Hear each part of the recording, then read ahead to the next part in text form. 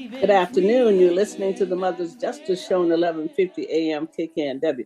I'm your host, Reverend Walden. Happy New Year to everyone. I was off for 2 weeks for Christmas and New Year, and I had a lovely birthday in between that time. And so the first segment I'm going to be talking about my son Hiram, memories of Hiram. He passed away 18 years ago, the day after my birthday. Everybody knows that I love a birthday. His name was Hiram Salisbury, Hiram Clark Salisbury. He was born in October 23rd, 1967. And he passed 2005, January 5th, 2005. So, yeah. And I'm just going to give some reflections of Hiram as a mother. Nobody wants to be in that club. And then afterward, and then later I have two guests coming on. Miss Victoria Beach. She's going to talk about her trip to Israel and how it relates to her work that she's doing here in Seattle. She's chair of the African American Advisory to the police to the police chief, and she does a lot of good work in the community. She was also at a retreat yesterday for leadership, and I was that I chaired that. I chaired that committee for 6 years when Norm Stamper was the police chief, and actually he's the one who started that whole idea about having advisories from different communities, and the African American advisor was the first one. So anyway, and as people say, I'm the history keeper. So let's just go right into it and talk just a little bit about Hiram, because anyway, I think in a few minutes I might even take a break to get one of his songs in. He loved Patti LaBelle and Luther Vandross. He did, and also Donnie McKirkin. So anyway, we moved here in 1975, and I with my youngest. He was 6 months old, and Hiram, I was called him Hiram. Hiram just took care of him. I mean, he was his favorite. I mean, I had four boys, and it was Hiram, Chikundi, Tundi, and Omai. And Hiram was the oldest. Chikundi and Tundi is 2 years and 2 days apart, one in 70 and 72.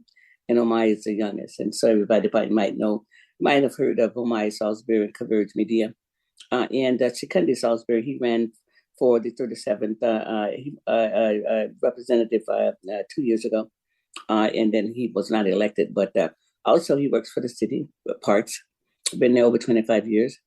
And he's a DJ. So they both, and Tunde, my third son, is an optician because he worked with me when I had my optical business. And he's a master optician. So he absolutely is a great optician, can absolutely fit you with a style that was going to really enhance your face.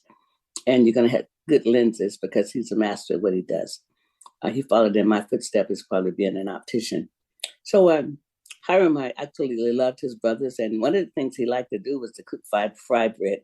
I don't know who taught Hiram how to cook fried bread, because I don't quite remember teaching Hiram how to cook fried bread, but somebody did. And so he used to love to do that. And if you have four boys, when you let one of the older boys potty trained the other boys.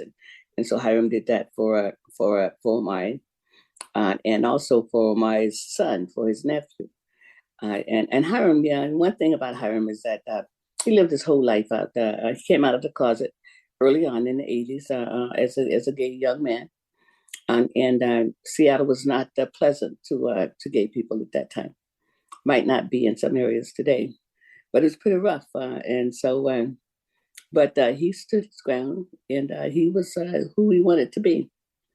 And we took a lot of young men, high school boys who got kicked out of their home because their mothers and their family did not agree with the lifestyle.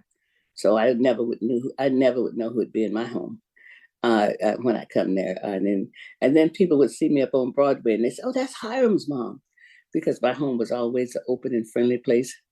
And then we had a plaque on our door that said, "We welcome all people from all nationalities, all the religions, and all the sexual orientation." And that was in the 80s. So we were really ahead of our time as being a family that really did. I say my speech is here, so hey, she might want to join a little early if she wants to. She can do that. But so anyway, with Hiram, he just was a friendly guy.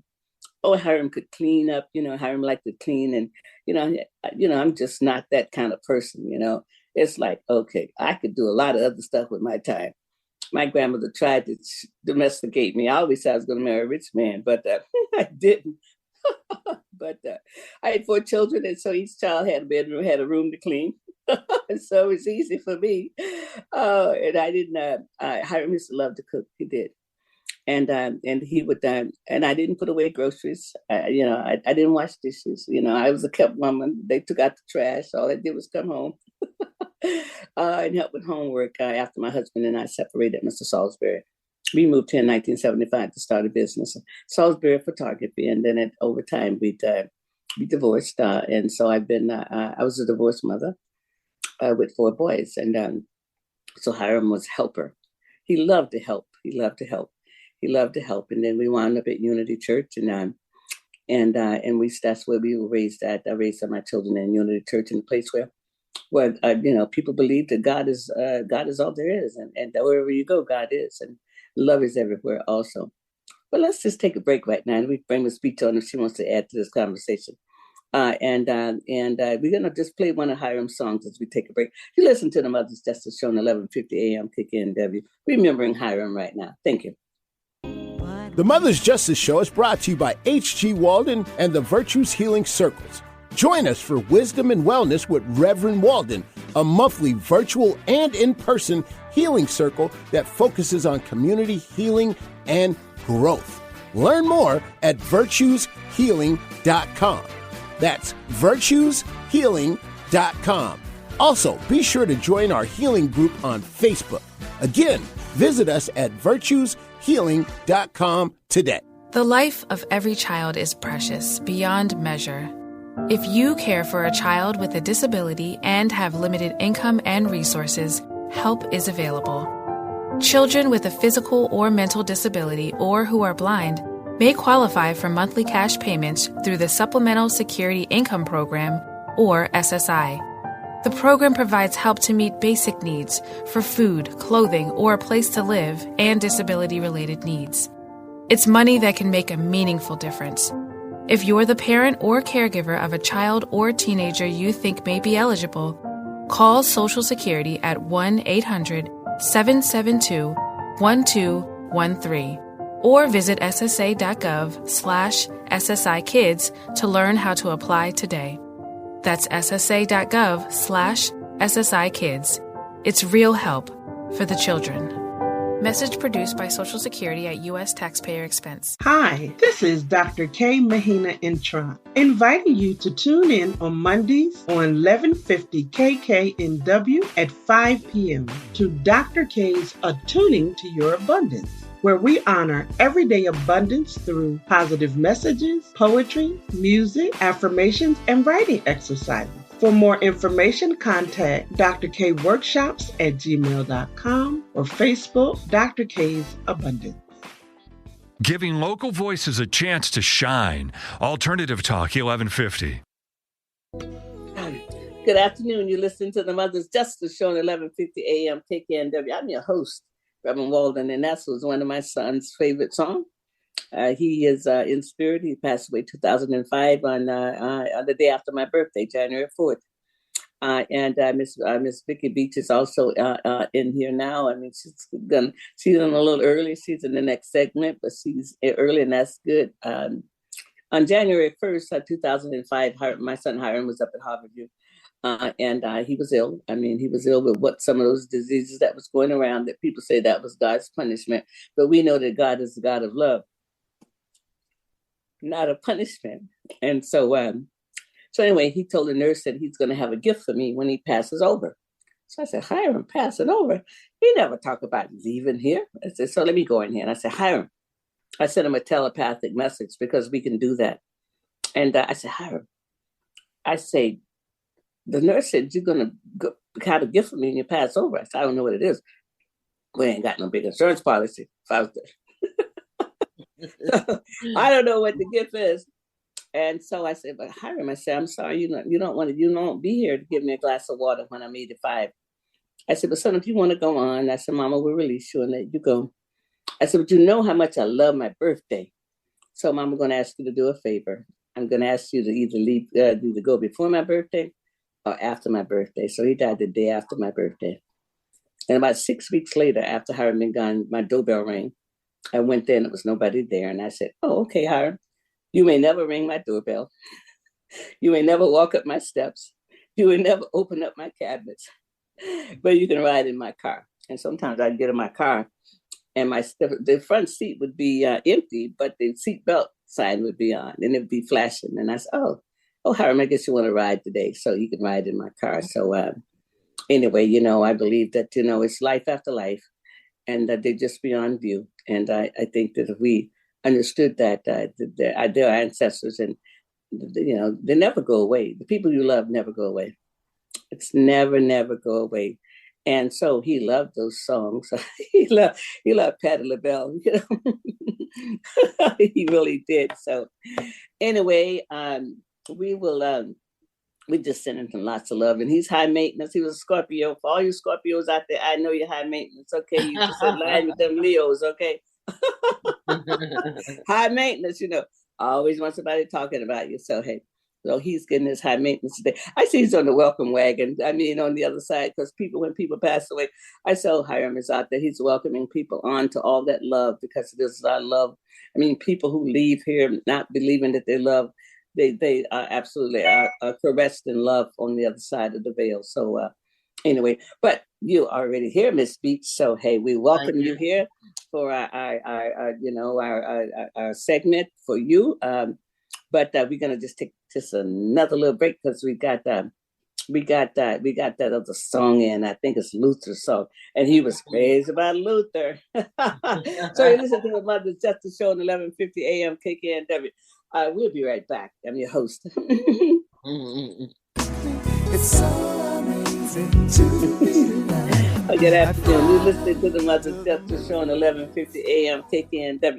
I'm your host, Reverend Walden. Thank you for listening to the show. I want to thank Eric. He's our studio manager, and he always makes magic with music. Thank you. And right now, I'm going to bring on my next guest for this segment. This is Ms. Victoria Beach. She's a world traveler now. But just one little minute, I just want to give Luther a little plug because that was Hiram's guy, and also Donnie McCurkin, but loved himself some Luther. Luther came to town and he got tickets and gave myself and Janice Bell those tickets.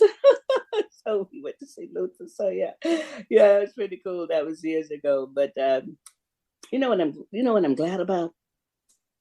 I'm glad about that I had the privilege of being with Hiram when he took his first breath and when he took his last breath.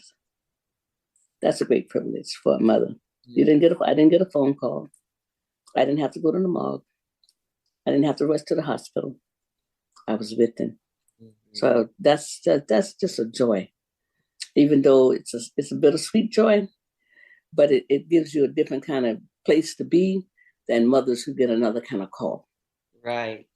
Mothers who get another kind of call, or they don't get there in time. Or the last time they saw them, they were going to the store and their children met with an accident or incident and they didn't come home again. So anyway, but this is a great show. We're not, we're just talking about somebody that we love, and love is forever. So hey, Miss Beach, come on and talk about your trip and all this world traveling you've been doing. Victoria Beach, introduce yourself and what you do for the community, and now you're world traveler. She got a passport, y'all. Well, I'm Victoria Beach, and I chair the African American Community Advisory Council for SPD, and I also am helping with a new training they have before the badge. Yeah. I have my hand in a lot of stuff, but you know what? First, can I say I want to thank you for sharing Hiram with us. I never met him, but I feel like I know him through his mother, and thank you. Well, you're welcome. Thank you for listening and being part of this. I think that a lot of people in the 80s were ashamed that their children might not have been the same as everybody else. And Hiram was my greatest teacher. So he taught me a lot. So I understand what love is. And so, and we can teach love. I'll talk about teaching love on my other segment. But so yeah, well, thank you for that. Thank you for that. Yeah. So I was invited by the Israeli government to come to Israel, and when I was asked, I didn't read the email clearly, and I thought I was going to New York until they said your passport in Israel, and I was like, wait a minute, what? And they were like, no, and I had like 8 days to prepare and get ready. My passport had expired, so they had to expedite it, and I saw God's hand in all of this. And growing up, I always said I would never go near the Middle East ever. I would never go to Israel, and a fear of the unknown, and it really showed me you shouldn't say stuff like that if you really don't know, because I thought it was dirt roads and everybody had weapons, and they're like us. I mean, Tel Aviv is a city. I mean, I felt like I was in California, but it was a life-changing experience. And what an honor to be asked to come to their country. And there were 14 of us, all African Americans. And it's to build better relationships. They want African Americans to come to their country. And we were treated, just it was unbelievable, the treatment they gave us. And I feel like I came back a different person.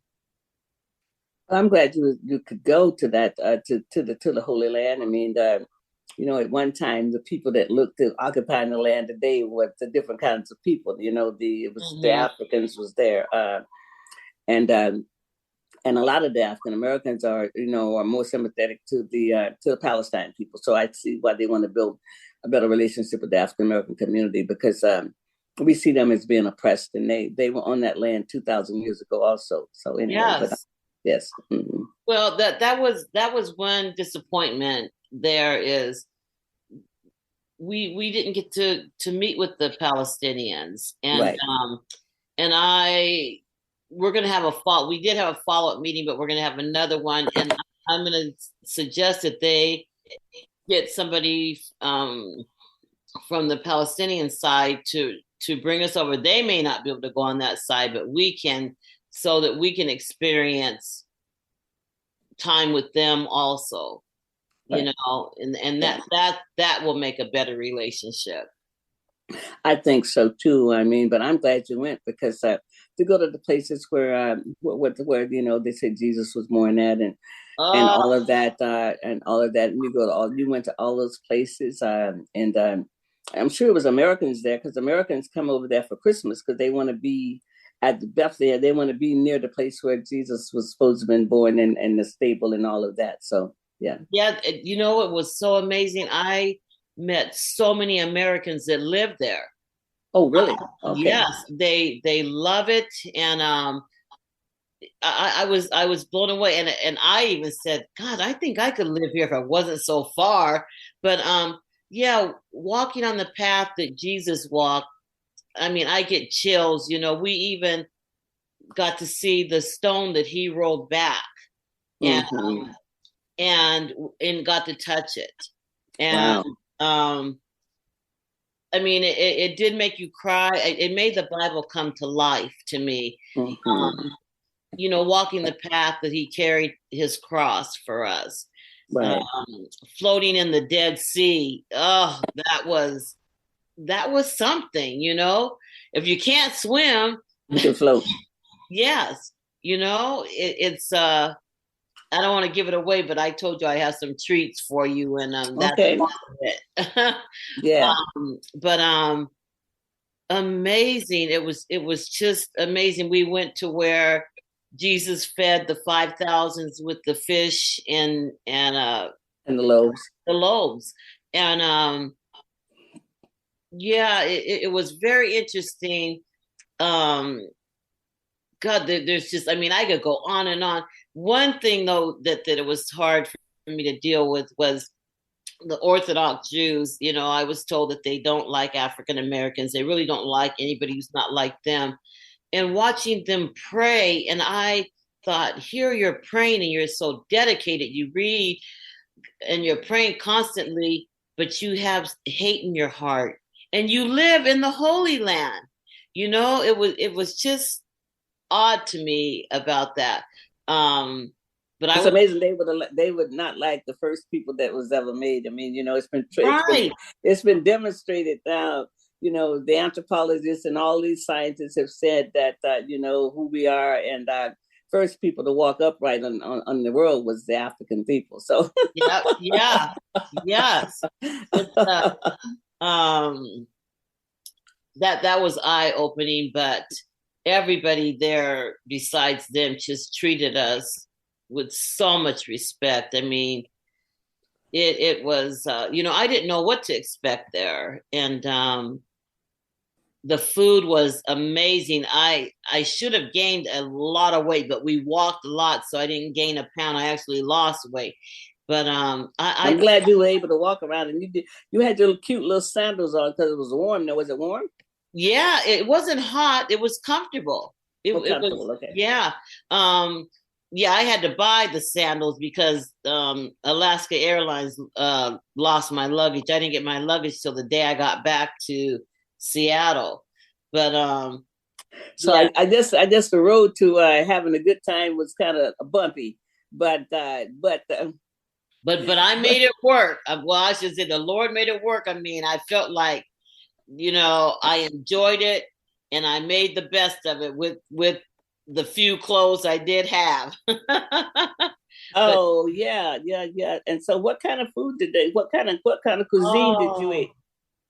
Well, we had a lot of hummus, stuff like that, and lamb, fish and chicken, olives. The food was just amazing. I mean, and it would kept coming and coming. You know, we would be at these different restaurants, and you would think, oh, I'm stuffed, and they were like, well, that's not even the main course yet. It was is it tapas? The olives, you know, the crunched up olives, and okay. And olive oil. I mean, oh yeah, I bet you had the best olive oil. Oh my gosh! And I knew it. I thought, I'm gonna crave this food when I get back home. And I've never had the hummus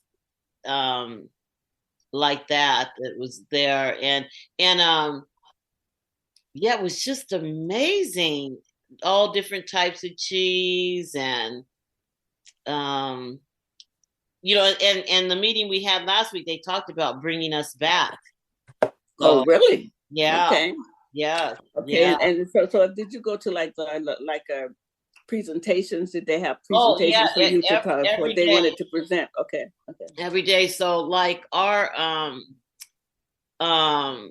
Senate, you know, when they're on the floor, and council, we went to theirs. It's called Connects or something like that. Yes, yeah. We went to that, and tight security. We had to go through 3 different checkpoints. Oh yeah, and they have guns everywhere too. Yeah, don't they? At the airport and all those places. Yeah, but the other thing I think of, you know, when I think about Israel also, is that they don't have a form of government. They have a parliamentary procedure, so they can have a no vote of confidence and have a vote to be able to replace people. I mean, they're not stuck for 4 years like we are here. So right. You know, their system is like the like Canada's system. You know, yeah. And then they have to form partnerships with their government. Yeah, with the elected people too. Yep, that's right. We also met with 2 different mayors. Actually, the one of the mayors was a woman, and she had just come back from New York. Okay. Yeah, we did a lot with their government, and gosh, it was, I feel honored and blessed. It's like, who gets called in like 8 days, you're going to Israel, it was just, and I told. And you got 5 nights over there, 5 days or 4 nights. Yeah. So you had a vacation. I mean, Oh, it was, you know what? I didn't realize that I needed it. I did not realize that I needed it. Even though it was a lot of work, I just felt at peace. And I was so happy for you, though. I mean, just to go somewhere that you're being taken care of in a good way. You don't have to worry about nothing, and you get ready to check out. It's no bill for you, right? Right. It's and we stayed. They said you're going to stay in 5-star hotels, and we did. And it couldn't happen to nicer people. And so you met more Black people. Now you got some people. You got a network of people across the country. Yep, and we all had the same stories, that how we never thought about going to Israel, and it was last minute, and here we are, and lifelong friends. Well, now we call each other family, and that's good. Yeah, it's what an amazing opportunity. Well, all the people doing police accountability work like you're doing, I mean, a police working to build better partnerships and relationships in the community, or was some of them, all of them related to that kind of work? Some, not really. And I was nervous when I said what I did, because I thought, are they all embraced me, and they were all interested. And I have to say, one was a mayor, and I get it wrong every time, on the East Coast. I can't remember. And he knew people here in Seattle that I know. But wow, isn't that wonderful? Actually, all of us ended up knowing. We were all like from Chicago, Florida, New York, California, and we all ended up knowing certain people, connections. But they were all interested in Seattle and what we're doing with our police department. But a lot of them, they had PhDs, they and CEOs, and I thought, what am I doing in this group? And I said that one time, and they were like, you should never say that, because we're not any better than you are. Right. The way they made me feel, and we worked together. There was no egos, nothing, So, wow. Yeah, well, that's wonderful. Yeah. And let's give it like 2 more minutes here, because Mr. Wyatt's here now. But give us about 2 more minutes about what happened yesterday, if you could talk about where you went yesterday. Well, actually, it started Friday. I was invited to a Seattle leadership retreat, and on homelessness and addiction. And so there's a book that I'm in called San Francisco, and the author came to Seattle, and he was a big part of it. We were from all over again, even Canada, and so we're forming a coalition. And yeah. Okay, it's about homelessness, though. About that issue. Yes. Yeah. Well, you just a girl around town, and you would before the badge was a good program. I'm glad the chief Adrian Diaz, he's not interim anymore. He's chief. Yeah, I'm glad that was part of his initiation to be able to, he kept moving toward this job and creating new ideas and beyond. Before the badge is a real good program, and I'm so glad that you were part of that also, and what you and Pastor Drake. So this is good. Well, thank you, and you are too. Well, you're right. I am, but thank you for that. Yeah, well, thank you, Ms. Beach, for being on and always saying yes, and we'll be talking to you real soon. All right, thank you. All right, love you too. Thank you. You listen to the Mother's Justice Show on 1150 AM KKNW, and this is Reverend Walden. We're going to take a break, and we'll be right back. Thank you. The Mother's Justice Show is brought to you by H.G. Walden and the Virtues Healing Circles. Join us for Wisdom and Wellness with Reverend Walden, a monthly virtual and in-person healing circle that focuses on community healing and growth. Learn more at virtueshealing.com. That's virtueshealing.com. Also, be sure to join our healing group on Facebook. Again, visit us at virtueshealing.com today. Want to hear something different from talk radio? Keep your dial on Alternative Talk 1150. Good afternoon. You're listening to the Mother's Justice Show on 1150 a.m. KKNW. I'm your host, Reverend Walden. It's my joy to be on the air. And we're actually remembering Hiram today. And Luther was one of his guys. He loved Luther. And we've had Patty on and a little bit of Donnie McKirkin. And so we're going to bring Mr. Rye on. Haven't seen you since last year, bud. How you doing? I'm just glad to be here for another year, Reverend Harriett. Just glad to be here. Yeah. And it is. It's good to be in the new year, isn't it? Yeah. It's good to understand that life is precious. Yeah. I mean, sometimes you got to get to 50 and, get that half a century in there. But it is precious, and I'm glad that you're here. So, hey, what's upper? Well, right now, the Martin Luther King events that are happening everywhere. I know that I'm going to be speaking for Reverend Dr. J.J. Youngblood on the 15th. Okay. There's the Opportunity Fair, workshops, rally, and march on the 16th at Garfield. Okay. Folks can go online and get that information at SeattleMLKCoalition.org if you want to volunteer or just be involved.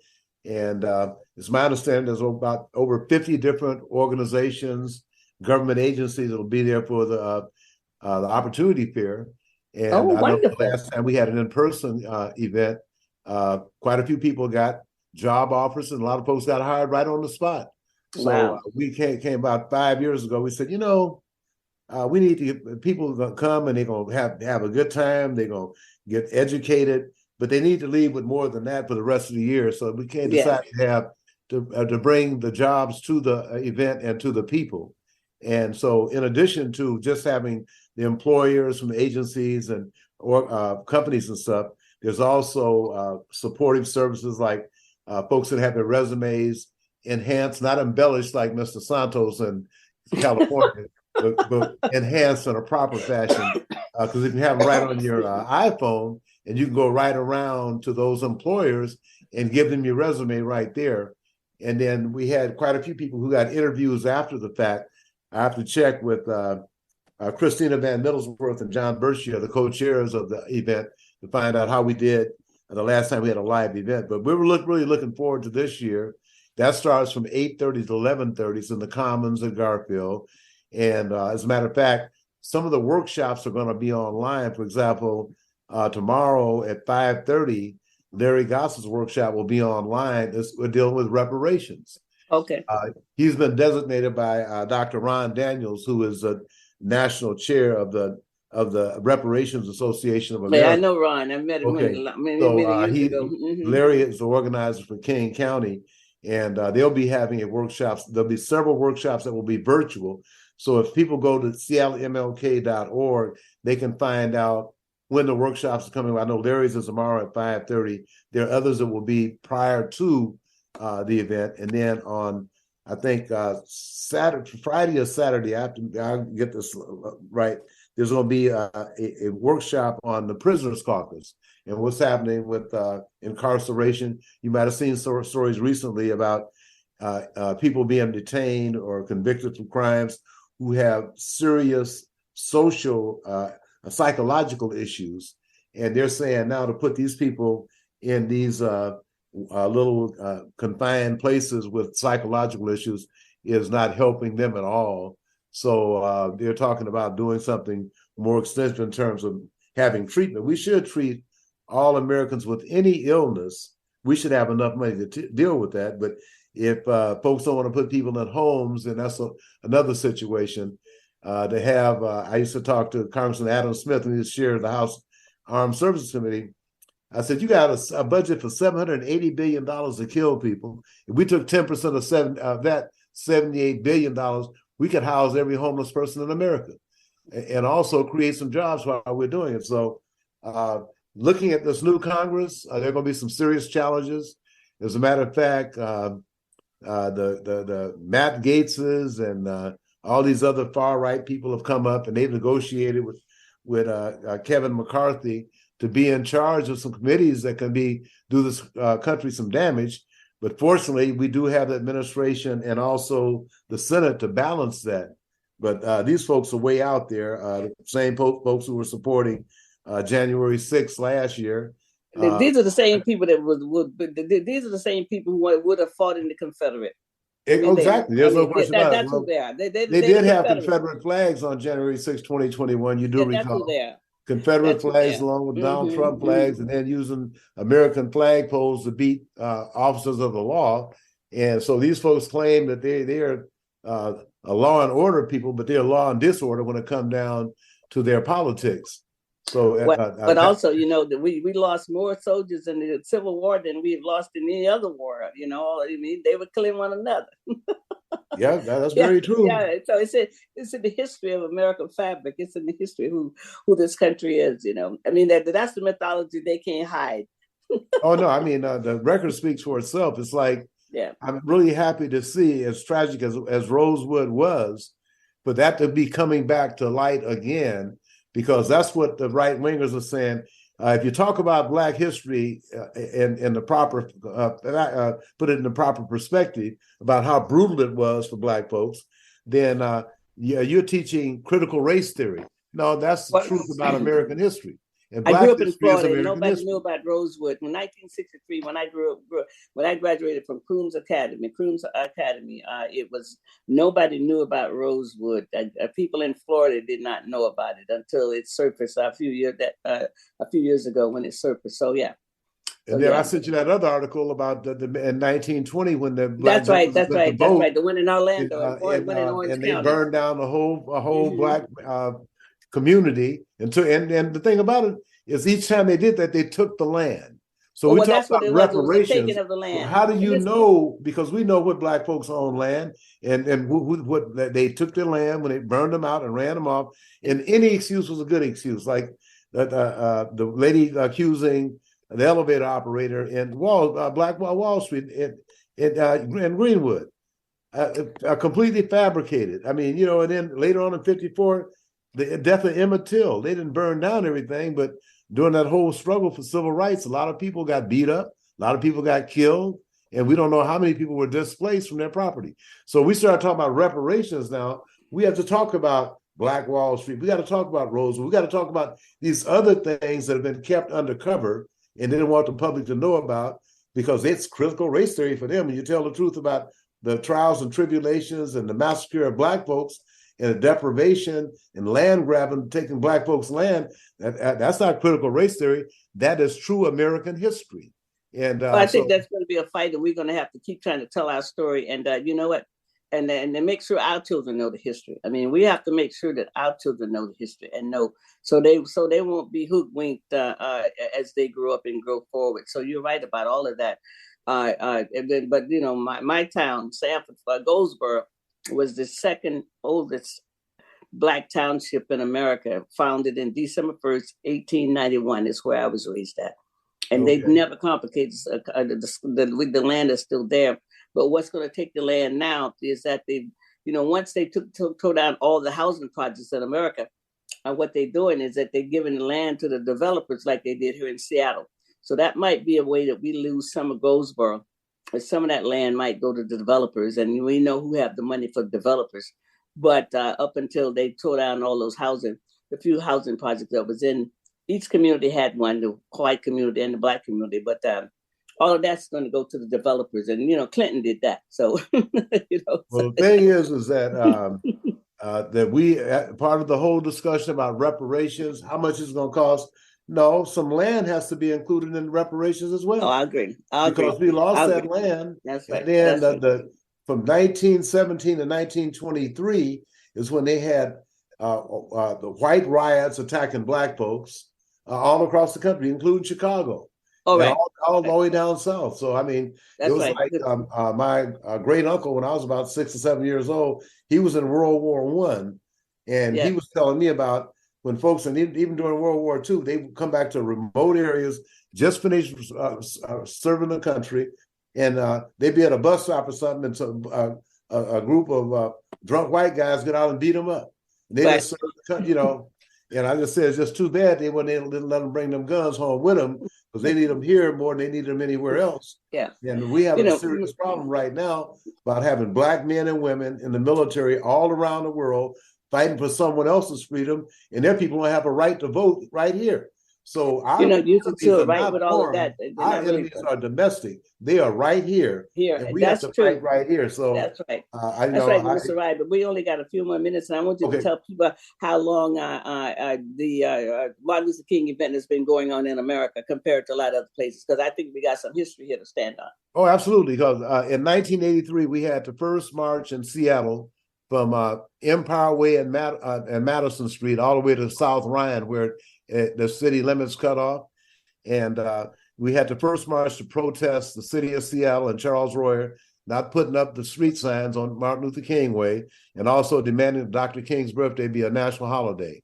That was January 83. November 2nd, 83, Ronald Reagan proclaimed the third Monday of 86 to be the first official Martin Luther King Jr. holiday. 4 weeks later, the Washington State Supreme Court ruled the city of Seattle had authority to change the name of Empire Way to Martin Luther King Jr. Way. Yeah. They didn't want to change because Empire Way was Highway 900, which meant the street signs have to go up on the freeway. That's the short end of it. Well, I tell you what, it's a history that I think that people, because one of the things we have to understand, like you was talking about the history of the violence and this stuff, we have to tell the history of what our wins have been and how we kept going. And this is something that's important. Our kids to know that we've been doing this in Seattle long before it was a holiday, and people like yourself was involved in it, and you're still involved in it, and you got the younger people that are up there helping with that. But that's history. Our children need to know history. That we didn't just we have a whole stack of boxes of history that we need to be telling our children, and that's what you all are doing up there. And I appreciate you doing that work and all the other work that you're doing. I appreciate you coming on, because I know you went somewhere to have lunch, so you don't have to cook today. It's not right now. you kind of full. You went to someplace. Where did you have lunch at? Oh, we were at the Blue Water, but I have some ribs from Bishop Dokes that my sister and her husband are spending the night before they leave town tomorrow. So we'll be having some of Bishop Dokes' ribs. But I also want to say that we have the only municipality named for Martin Luther King Jr. in the country. Up here in the Pacific Northwest, we live in Martin Luther King Jr. County if you live in Seattle. And that was a fight. Or Auburn. All right. Thanks, all right. And thank you for coming on. Okay, good seeing you, Ms. Victoria. Thank you. We're going to take a break right now and come back and talk about Hiram. You're listening to the Mother's Justice Show on 1150 AM KKNW. If you missed it, you can catch our podcast. Thank you. The Mother's Justice Show is brought to you by H.G. Walden and the Virtues Healing Circles. Join us for Wisdom and Wellness with Reverend Walden, a monthly virtual and in-person healing circle that focuses on community healing and growth. Learn more at virtueshealing.com. That's virtueshealing.com. Also, be sure to join our healing group on Facebook. Again, visit us at virtueshealing.com today. Easy on the ears, good for the soul. Alternative Talk 1150. Good afternoon. You're listening to the Mother's Justice Show on 1150 AM KKNW. I'm your host. It's my joy to be on the air, and this is a tribute to my son, Hiram. He passed away 2005. No matter how long that's been, he's still here with us, and Miss Beach is still on. So I thank you for staying on here. And he liked that song. That song is a redemption song. That song is a love song. And we believe in redemption as Black people. I mean, other people, they could give lip service to this, but we've had to live our life this way. In my family, we had no thrown away people. We always say the Salisbury take a licking, but we keep on ticking like time nets. And you know what? I'm a proud mother of boys. I always wanted boys, and I'm a boy mama. Wherever I'm at, I'm holding court with boys or men. They ain't mine, but everybody, and so it's just in the aura. But Hiram, I'm gonna just talk a little bit to Hiram. We don't have much time, but he's high maintenance. But Hiram was my greatest teacher. Like I say, he lived his whole life out of this game. And he really taught me deep unconditional love. I mean, because I was down south. I was raised, conservative. I mean, not conservative like these people, but conservative values that relate to the Black community. And one of the things that I know for sure is that if I had not had friends, I did have a friend in my life when I was a teenager that went to school with me, and he also used to come to my house and sew my sewing machine. And I would tell my grandmother, "Oh no, it's Sonny is a girl," and then the other people say it's not a girl. But I told her she had the cataracts; she couldn't see good. so, so Sonny would come and sew. But it's like, what mother wouldn't love her children? You know, it's like, man, that so Hiram taught me a deeper lesson in love, because one of the things he taught me was that another deeper level of unconditional love. But I was really concerned about same-sex adoption. I really was. I said, I don't think I believe in that. I said, you know what? I don't think I believe in that, Hiram. And he says, Mom, I'm ashamed of you. He said, shame on you, Mama. He said, would you rather have children lingering around in foster care from all these places and spend all their life in foster care? Would you like to see them in a loving home? He said, I'm ashamed of you. And I said, well, Hiram, I said, I've thought about it like that. And so he was my greatest teacher. He taught me what it is. And, and it's like, okay, that makes sense. That makes sense. Because I thought the jury wasn't out yet. It was too soon to say, how the kids was going to turn out, blah, blah, blah, and all of that stuff. Well, love makes them turn out all right. Mm-hmm. Than being in a place and, you come home, if you got two dads and they got some cookies made for you and they're helping you with your homework, they're going up to the school, they helping you to be a strong person in your own right. And just because two people raise children, that don't mean that the children are going to come up and be, so-called similar. And all of that and stuff. So, he was my greatest teacher, actually. And I'll always say that.